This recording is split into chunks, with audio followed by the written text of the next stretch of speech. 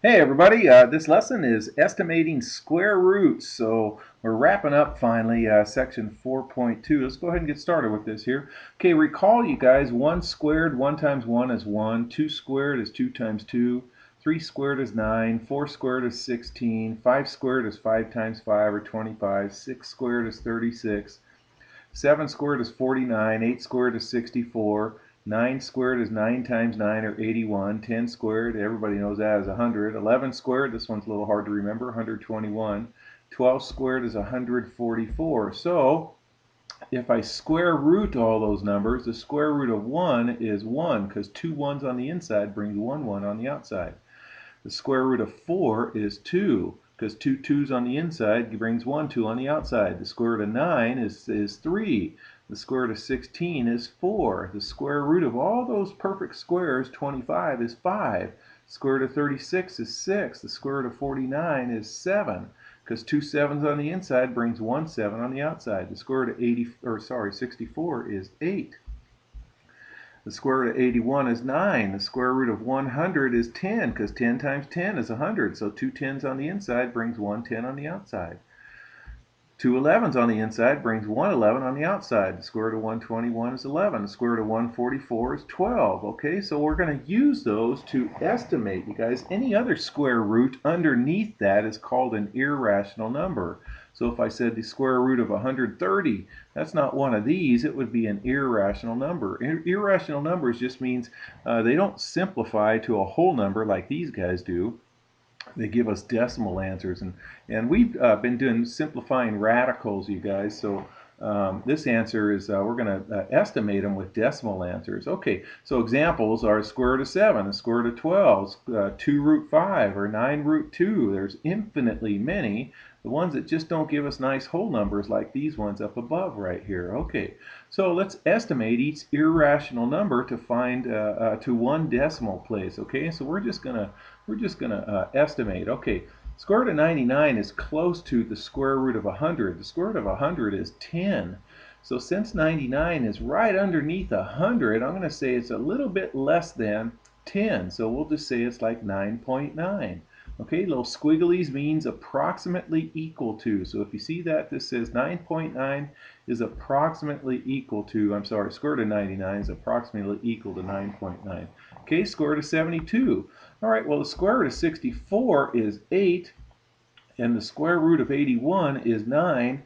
72 is in between 64 and 81. So the square root of 72 is going to be somewhere in between 8 and 9. Well, is it closer to 8 or is it closer, is it closer to 64? Is 72 closer to 64 or is it closer to 81?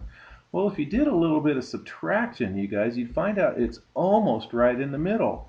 72 minus 64 is 8. 81 minus 72 is 9. So it is closer to 64, so it would actually be like 8.47 or something, which would be 8.5-ish when you'd round it up. Okay, so we're just estimating. Okay, the square root of 20. All right, well, we know, you guys, that the square root of 16 is 4, and 20 is about halfway in between 16 and 25. Okay, so the square root of 16 is 4, the square root of 25 is 5, so the square root of 20 is going to be right about in the middle between 4 and 5. It's going to be about 4.5. Do you think it's a little bit less than that or a little bit more than that? Well, is 20 closer to 16 or is it closer to 25? It's only 4 away from 16. It's 5 away from 25, so I would guess square root of 20 would be like about 4.4748. I don't know. You have to get a calculator. How about square root of 22? Okay, square root of 22 is going to be a little bit more than the square root of 20. And since the square root of 20 is 4.5 and the square root of 25 is 5, it's closer to this. So I don't know, what, about 4.6, 4.7? Yeah, about 4.7. How about square root of 23? Well, that's just a little bit more than the square root of 22. So you guys getting the picture? So this would be a little bit more than that, so about 4.8. Okay, how about the square root of 130? Okay, that one's a little harder. Well, we know the square root of 121 is 1. The square root of 144 is 12. Well, let's see how close 130 is to 121 and 144. So if we did 130 minus 121, that's only 9. If we did 144 minus 130, that's 14. So it's definitely closer to 11 because it's closer to 121 than it is that. So I know 130 is closer to 120, so then the square root of 130 is going to be closer to 11 than it will be 12, you guys. How much closer? Well, I was thinking about 11.3, but it's about 11.4 on that, okay? All right, let's do one word problem here. Miko's house is located at points 9, 7. His dog wandered away from his home. Fortunately, the dog is wearing an ID tag, which includes Miko's phone number. Miko receives a call telling him that his dog is located at -7, -9. So approximately how far in miles did his dog wander from home? Okay, well remember this, you guys, the distance formula, okay? So I'm going to call this x1, y1 and call this x2, y2 and use this distance formula right here, okay? So here we go. We did this x minus this x, that's what this says here, squared, plus this y minus this y squared, okay? And then so -7 minus 9 is -16. -9 minus 7 is -16. -16 squared is 256. So when I add those together, you get 512. Okay, now uh, we did this in class today, you guys. 512, I know 20 squared is 400. 30 squared is 900, so it's definitely closer to 20 squared than it is 30 squared.